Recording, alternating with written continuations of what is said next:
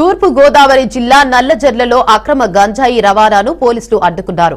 అల్లూరి సీతారామరాజు జిల్లా నుంచి తమిళనాడుకు బొలెరో వాహనంలో తరలిస్తున్న 65 లక్షల విలువైన 130 కేజీల గంజాయిని పక్కా సమాచారంతో పోలీసులు స్వాధీనం చేసుకున్నారు.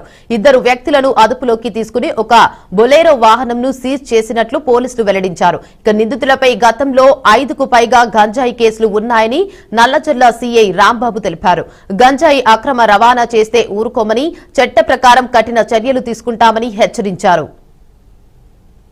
ఈరోజు ఉదయం నల్లజర్ల ఎస్ఐ దుర్గాప్రసాద్ గారికి రాబడిన విశ్వసనీయ సమాచారం మేరకు ఒక బొలెరో ట్రక్కులో 2 వ్యక్తులు గంజాయి రవాణా చేస్తున్నారని, ఆ గంజాయి తాడేపల్లిగూడెం వైపు నుంచి నల్లజర్ల వస్తున్న తెలియడంతో అతను మధ్యవర్తుల్ని సిబ్బందిని చేకూర్చుకొని ఆ ప్రదేశానికి వెళ్ళగా నల్లగిరి అవుట్స్కట్స్లో ఉన్న పోలవరం గ్రామం దగ్గరికి వెళ్ళగా 2 వ్యక్తులు ఒక బొలెరో పికప్ వ్యాన్పై గంజాయి తీసుకురావడం జరిగింది.